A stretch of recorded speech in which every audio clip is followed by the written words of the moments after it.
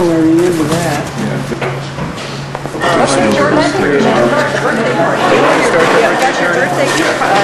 Your birthday suit on? No.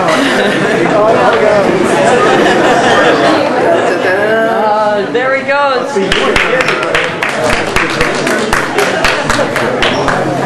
What do we have? Started dressing beautiful. You're all Happy birthday.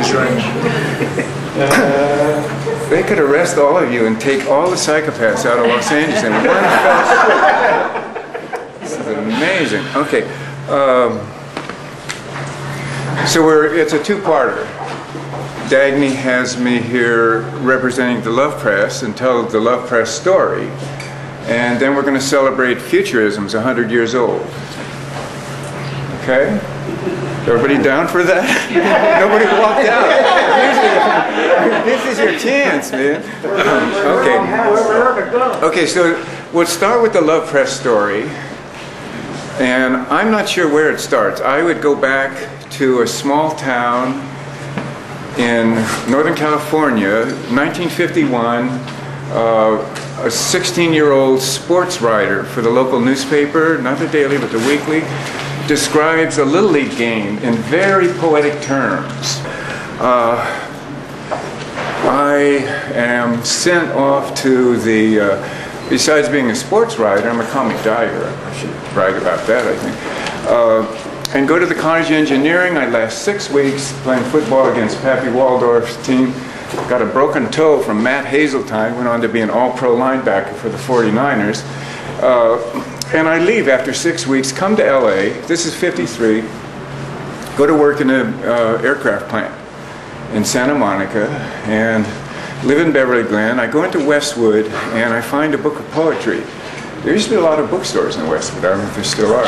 And it's erotic poems by Philip Lamantia. And all of a sudden, the doors of language opened for me from the high school sports writer, and I saw something happen with language. And then, at 55, Wallace Berman and Bob Alexander walk into my life, in Topanga Canyon, and I follow them back. And this later becomes known as the Beat Generation. And here's the notes, the Love Press story for Dagny. Let's see, we got Haiku, 64, 67, Zen Love Poems by Idell, 67, William Blake by Jack Hirschman, 67, Clear Spring. Okay, Clear Spring is the first time I cop out, clear my throat, and publish the poems and the imagery that I like. So, but Clear Spring is also the name of the paper that they're printed on. So that's an envelope that's falling apart. Dreams wherein one does not know if the object image is animal, vegetable, human, mineral, sculpture, flower, angel, idea, or light phenomenon. The metamorph is so rapid. And yet the constant feeling of knowing, the soul that moves through all the changes, is love. So it goes on like that. And then there's aphorisms and or presumptions, which beauty is your duty, no one is ever late, your lover is your best doctor, freedom is service, children are art, that's what life is for. John Brown said that. Sing or be telepathic. So the rest of our day will be spent in giving you the rising voice, and this is a beauty. I curl once more at end of page around the sleeping form of the book of life, my lovely wife. Now this is the one I'm going to tell you the story of. Most of these I'm going to kind of go by quickly, but Muscled Apple Swift, this is what friends are like. Wally and Diana Prima were at the Bermans, and they're looking at me and they say, what can we get George to do? You know, he's got the press, he's got the Love Press. And so they come up, they find a poem of Michael McClure's, and they say, you should print that. So it's called Muscled Apple Swift. This book is not, I haven't bound it, so it's in signatures still. But there are long lines to this poem, and in the book, it was like a pocketbook, and the lines were chopped off. And so I completely rewrote it so that the lines were, again, long, and Michael McClure had a typewriter with a very small typeface, so he could write really long lines. And I sent it to him, and he said, yeah, that's the way it was originally. So I have, in the tradition, muscled apple swift. I have a couple apples on my desk. You know, I'm going to work on the cover or whatever. And time goes by, procrastination, our good old friend. The apples go south, man. They're fucking rotten on my desk. And I got like a big, you know, the white board that's supposed to be the cover there. So I get the rotten apples and I step across the studio and go, pah! And they splatter all over. And then I take ink and I outline the splatters. So that's what's on the title page of Muscled Apple Swift.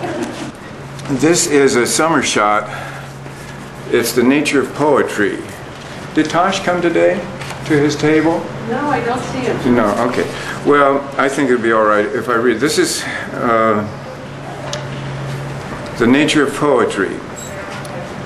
The nature of poetry is under the skin, the rug, the deep blue sea, the big rock in the deep blue sea, the father's grave by the big rock in the deep blue sea, the cinema screen that shows the father's grave by the big rock in the deep blue sea, the look of guiding angels watching the cinema screen that shows the father's grave by the big rock in the deep blue sea.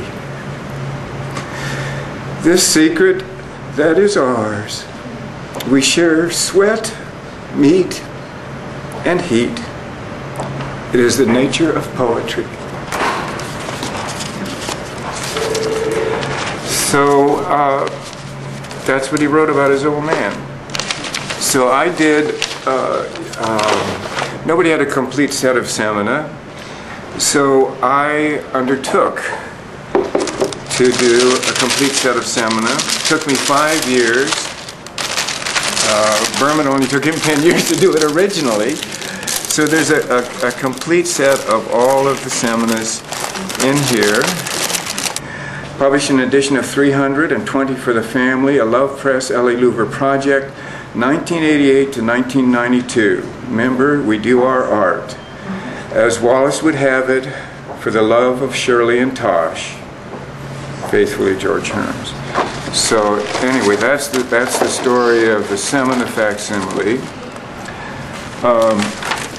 And that brings us up kind of current. So this is my file on Futurism that I found this going through boxes. This is called the 10 Bulls. And I figured there was probably going to be a lot of bull here today. So we're going to go with these 10 bulls. Now David, this is in Zen Flesh, Zen Bones by Paul Reps. I don't know the title, I don't know who published it. But there are beautiful wood blocks illustrating each one of these. And I keep losing it and finding it again. So the bull, there are 10 steps. The bull to me is like our animal nature. You know what I mean? In search of the bull, finding the footprints, perceiving the bull, catching the bull, taming the bull, riding the bull home, transcending the bull, self and bull transcended, locating the source, and then back in the world. So the next to last one is just a perfect circle. These are wood blocks of the guy playing a flute on top of the bull. And the last one is just a circle. I thought it was the last one, you know, that was the goal of it, was to transcend. But no, the goal is to be back in the world. And that's where we are.